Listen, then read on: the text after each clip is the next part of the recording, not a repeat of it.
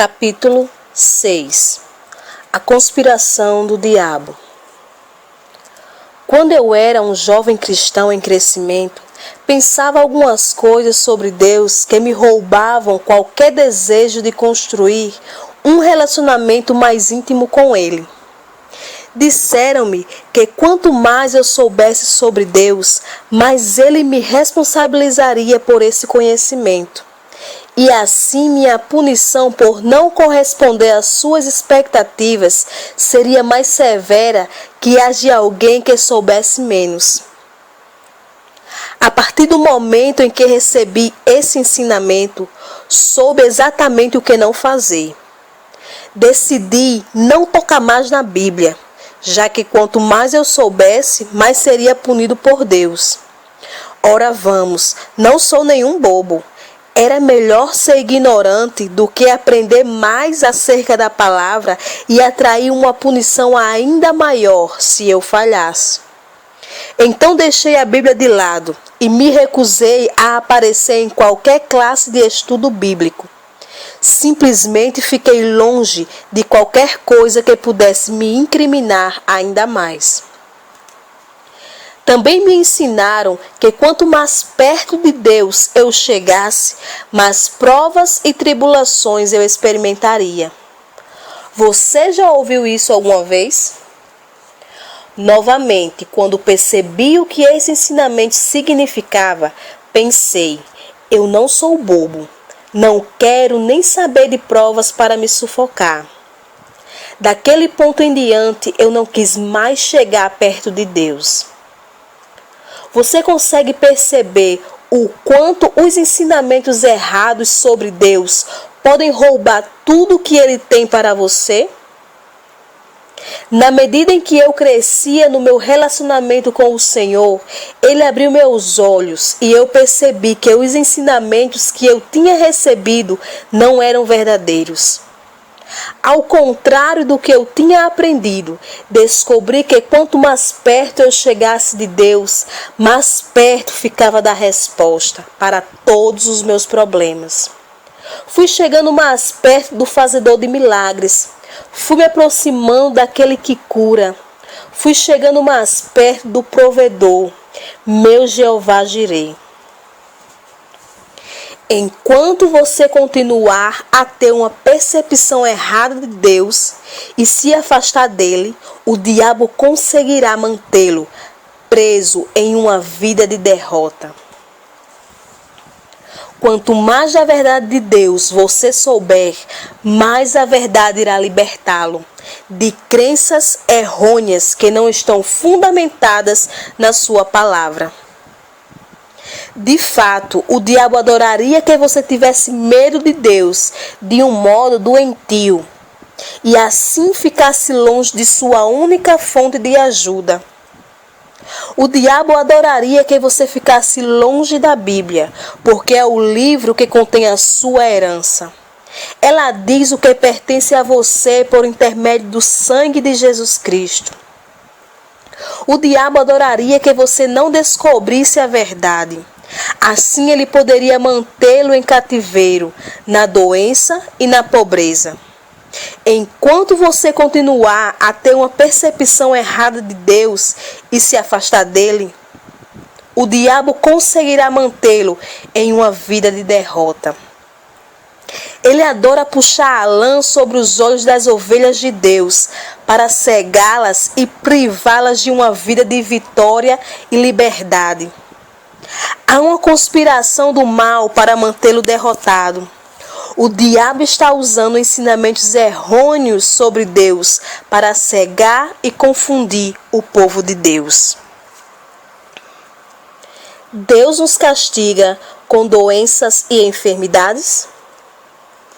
Um dos ensinamentos mais maléficos de que já ouvi falar é que o próprio Deus nos castiga com doenças, enfermidades, acidentes e tragédias. Quando eu era adolescente, um dos líderes da mocidade em minha igreja anterior se envolveu em um horrível acidente que quase o matou. Um dos líderes da igreja reuniu alguns dos nossos jovens para ir ao hospital visitar aquele jovem líder acidentado. E todos fomos juntos no carro do líder que planejou a visita. Enquanto dirigia, ele começou a se lamentar. Por que isso aconteceu com ele? Eu não entendo. Por que o castigo de Deus para ele está sendo tão severo dessa vez? O que será que ele fez para levar Deus a castigá-lo desse jeito? Como um jovem cristão, ouvindo meu líder da igreja lamentando o castigo de Deus, você consegue imaginar como me senti quando percebi que Deus estava por trás daquele acidente? Honestamente, isso me aterrorizou dia e noite pelo resto da minha vida. Ao pensar que Deus castigava um crente usando um método tão severo, lembro-me de que eu orei: Deus, por favor, nunca me castigue desse jeito. Seja o que for, por favor, apenas me diga, tudo bem? Eu vou ouvir, eu prometo. Eu me tornei muito receoso de Deus.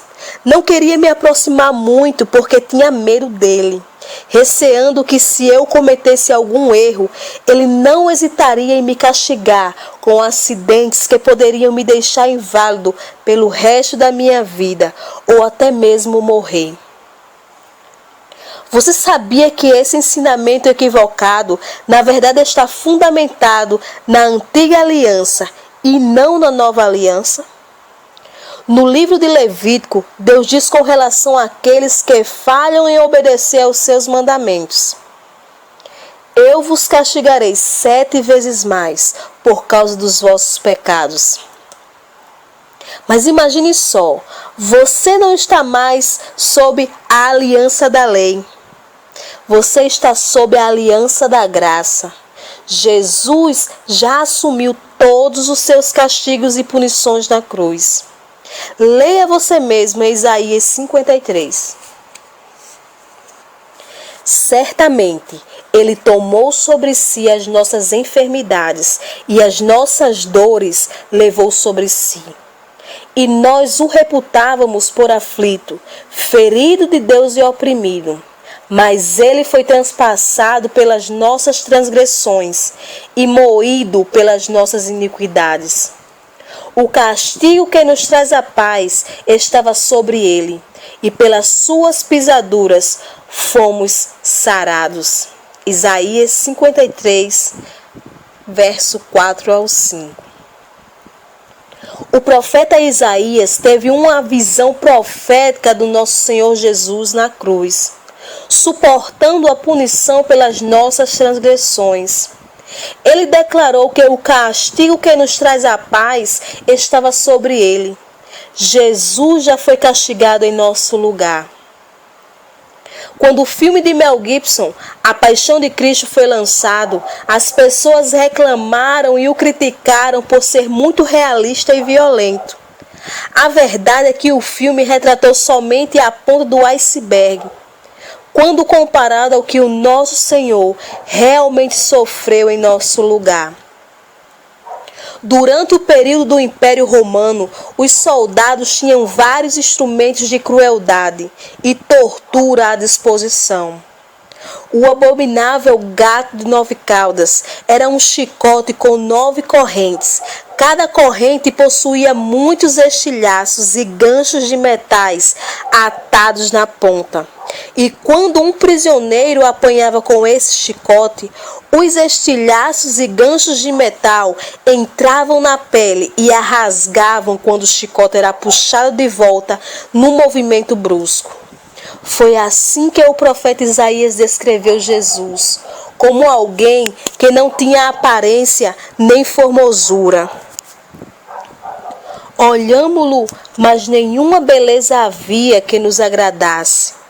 A carne de Jesus foi rasgada em pedaços e ele foi violentamente espancado, além do entendimento humano. A punição que merecíamos recaiu sobre Jesus. Então você e eu jamais precisaremos sofrer o que ele suportou em nosso lugar. E por suas feridas nós fomos sarados. Então, como pode alguém ter a audácia de dizer que Deus ainda nos castiga com doenças, enfermidades e acidentes hoje? Dizer isso é negar a obra consumada de Jesus Cristo. Na nova aliança, Deus jamais castigará o crente por seus pecados. Por suas feridas você é curado. Seja qual for a adversidade que você enfrente hoje, ela não vem do Senhor. Olhe para Jesus na cruz. Contemple-o espancado e torturado e receba a cura e a plenitude dele. Ele pagou o preço por sua cura total. Hoje ele redime sua vida da destruição. O castigo na nova aliança. Pastor Prince, como você pode dizer que não há castigo e punição na nova aliança? No capítulo 12 de Hebreus, a Bíblia estabelece isso muito claramente. Filho meu, não menosprezes a correção que vem do Senhor, nem desmaies quando por ele és reprovado, porque o Senhor corrige a quem ama e açoita a todo filho a quem recebe. Veja, Pastor Prince, aqui temos uma clara evidência de que Deus castiga os crentes na nova aliança. Meu amigo, a confusão na igreja hoje é porque a palavra original em grego aqui para corrige, que muitos entendem como castigo, é traduzida deficientemente. A palavra grega aqui é paideu, que significa treinamento da criança. Isso não significa punir. Pai é a raiz da palavra pediatra, médico especialista em tratar crianças. Ao passo que deu significa ensinar a criança. Você vai descobrir que a tradução da palavra pai deu como treinamento da criança é mais consistente com o contexto da passagem. Continue a ler adiante.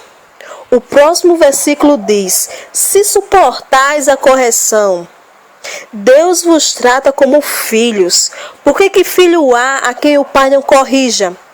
Mesmo que você não saiba que a palavra grega aqui significa, na verdade, treinamento da criança, você poderia traduzi-la a partir desse versículo, que nos conta o porquê de Deus nos tratar como filhos.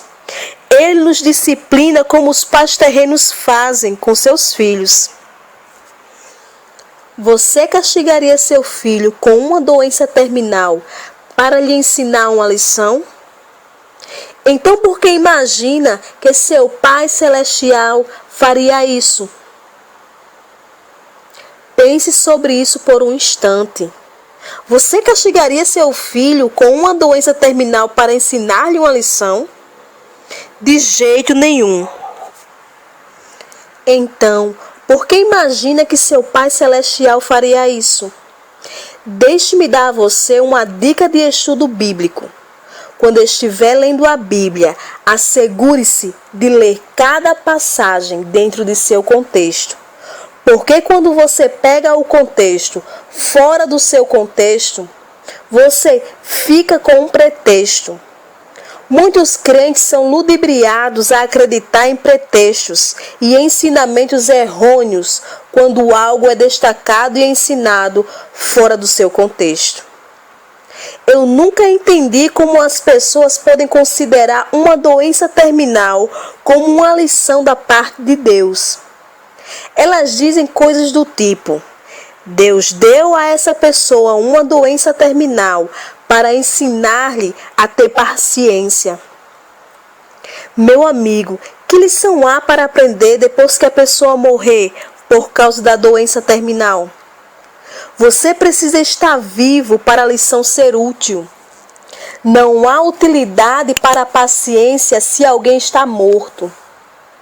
Deixe-me dizer isso novamente para deixar bem claro. Doenças, enfermidades e acidentes não são lições de Deus. Quando você treina uma criança, transmite a ela lições que ensinam coisas que a beneficiarão no futuro. Não há futuro se a criança estiver morta. Deus jamais usaria doenças e acidentes para ensinar a você e a mim, seus filhos, lições. A sede da justiça de Deus contra o pecado foi satisfeita e hoje podemos esperar somente amor da parte dele, não julgamento. Podemos esperar graça, não punição. Jamais seremos punidos à maneira da antiga aliança novamente. Na nova aliança, embora não haja qualquer punição, há o treinamento da criança. Mas Deus não treina seus filhos com doenças, enfermidades e acidentes, assim como você e eu jamais faríamos isso. Como você disciplinaria seus filhos? Se você perguntar se há correção na caminhada cristã, eu direi sim, absolutamente. Mas é importante que compreendamos que Deus nos corrige da maneira que um pai corrige seu filho. Você torturaria seu próprio filho com doenças, enfermidades e dores para ensinar a ele uma lição? Você forçaria seu filho a colocar sua mão no fogo até que o cheiro de carne queimada impregnasse a cozinha, para lhe ensinar dessa maneira a não brincar com o fogo ou a não tocar no fogão? Você consegue se imaginar fazendo isso e dizendo: você não sabe por que o papai está fazendo isso? É porque o papai ama você. Agora que você sabe que o fogo pode queimá-lo, não brinque com fósforo, nunca mais. Você passaria com o seu carro sobre as pernas de sua filha para ensinar a ela o perigo de brincar do outro lado da rua? Você consegue se imaginar dizendo: vamos lá, garota, seja forte, o papai ama você, então ele está fazendo isso para o seu bem. Você vai entender isso um dia. Claro que não. Pais que fazem tais coisas deveriam ser presos. Há uma casa especial para pais assim. Tristemente, ainda há cristãos que acusam nosso Pai Celestial de afligi-lo com doenças e acidentes para ensinar lições a eles. Com ensinamentos como esse, não é de admirar que os crentes estejam perambulando no deserto, pensando que Deus está zangado com eles e buscando oportunidades para destruí-los. Que tipo de Deus você pensa que temos? Ele é o nosso Abba. Abba é o termo mais afetuoso que você consegue imaginar para se dirigir a um pai na língua hebraica. Significa paizinho. Você realmente acha que seu papai, Deus, o punirá você dessa maneira?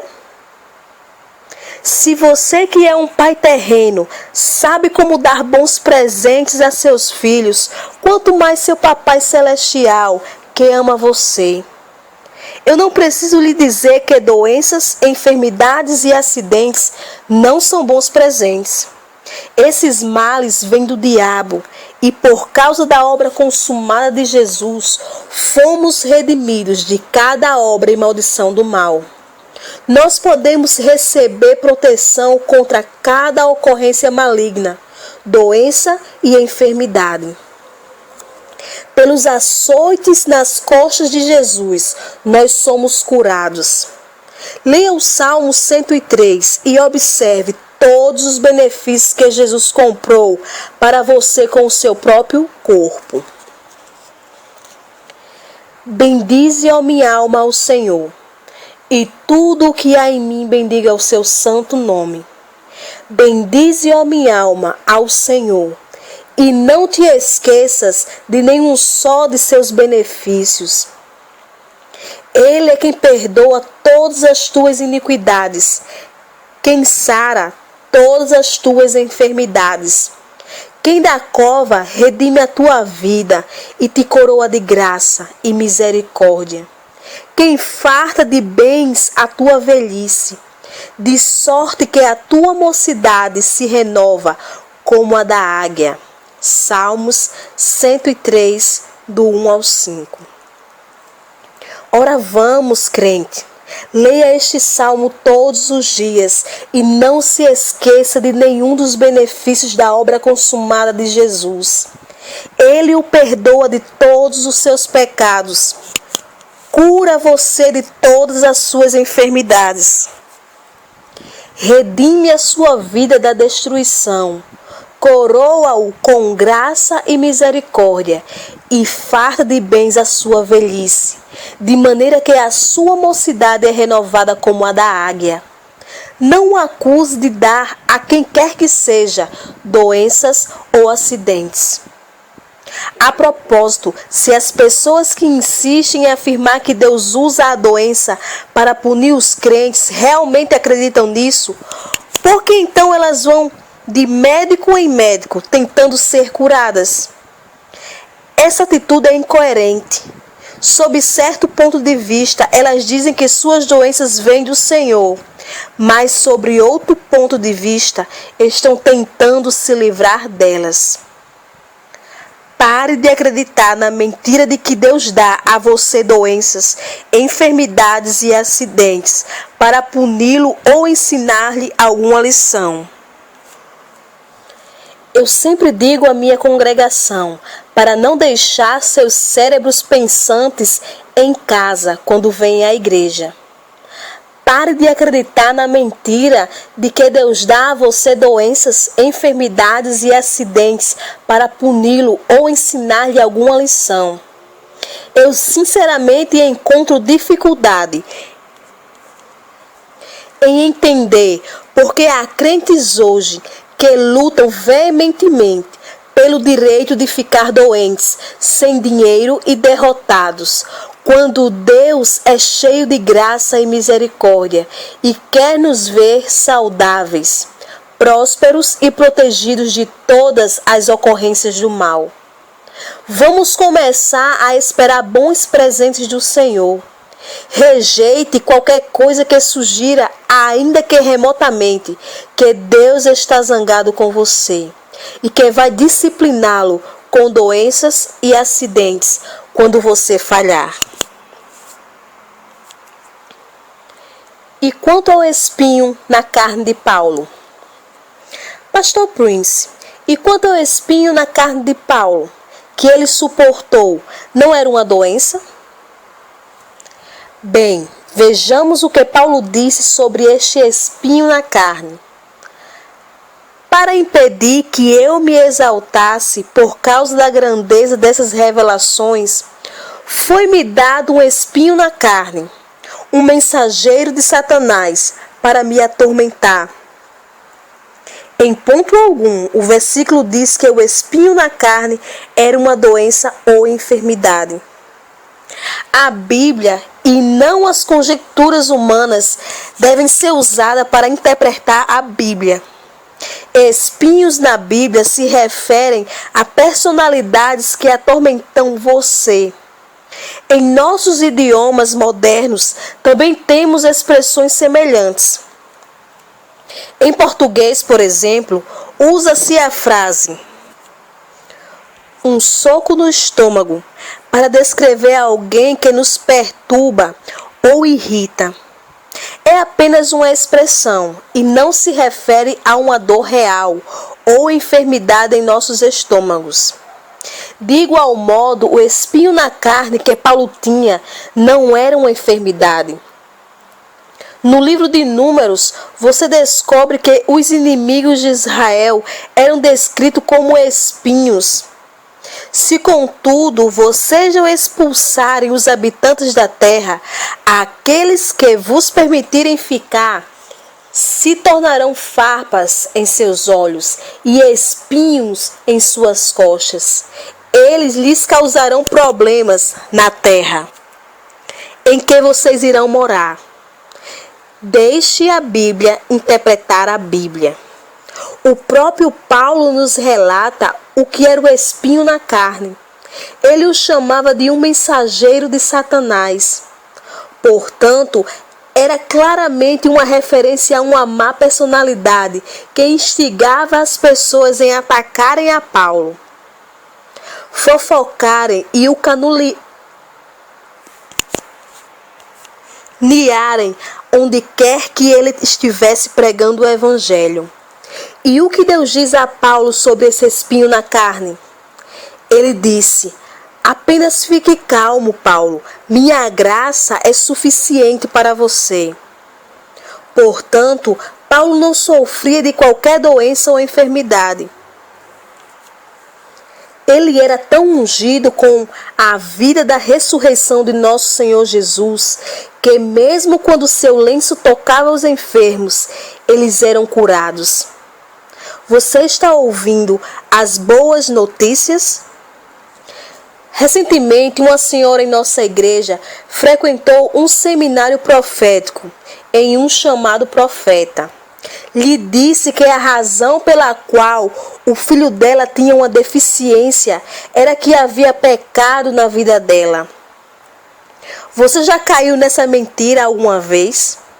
Já lhe disseram que coisas negativas que você possa ter experimentado são o resultado da disciplina de Deus sobre a sua vida por causa dos seus pecados? Meu amigo, isso é uma total falta de noção e uma absoluta crueldade. Deus não pune pecados na nova aliança com doenças e enfermidades, porque o pecado já foi punido no corpo de Jesus. Seu sangue já foi derramado para o perdão de todos os nossos pecados. Quando você recebeu a Jesus Cristo em sua vida, todos os seus pecados foram apagados. É uma obra consumada. Felizmente, aquela senhora se aproximou dos líderes de nossa igreja para receber ajuda. E eles compartilharam com ela que Deus já tinha punido seus pecados no corpo de Jesus. Então, ela voltou a procurar aquele tal profeta para perguntar o que ele quisera dizer. Quando ele a viu, tentou evitá-la. Quando ela finalmente conseguiu falar com ele e lhe perguntou o que ele quisera dizer, ele apenas disse: aquilo foi o que o Senhor me mandou dizer a você. Meu amigo, não fique intimidado quando alguém de forma petulante ou conveniente usa o nome do Senhor como desculpa para apontar coisas em sua vida que não são bíblicas. Aquele homem então apresentou um cartão de visitas e explicou que fazia aquelas reuniões proféticas em tempo parcial. Ele tinha um trabalho diário e era profeta somente em meio período. Isso é absolutamente cruel, não? O povo de Deus é precioso. Eles estão buscando soluções, respostas e ajuda, enquanto esses chamados profetas ficam transitando nos círculos cristãos, condenando crentes e convencendo-os de que Deus está zangado com eles e que por isso os pune com doenças, enfermidades e acidentes. As boas novas de Jesus sempre libertam e o seu perfeito amor remove todo o medo. Vamos lá, meu amigo. É tempo de se posicionar acima de todos esses ensinamentos que não têm base bíblica e não estão embasados na nova aliança de Jesus Cristo, nosso Senhor. O Senhor quer que os crentes sejam prudentes como as serpentes e simples como as pombas. Abra seus olhos e veja a conspiração maligna do diabo para manter os crentes em cativeiro com ensinamentos errôneos acerca de Deus. Ensinamentos esses que não são fundamentados na nova aliança da graça. Sempre que ouvir um ensinamento que provocar medo em seu coração, verifique se aquilo que você está ouvindo é mesmo o Evangelho ou a boa nova de Jesus. A boa nova de que Jesus sempre liberta e seu perfeito amor remove todos os medos. A boa nova sempre transmite fé e exalta a obra consumada de Jesus Cristo na cruz.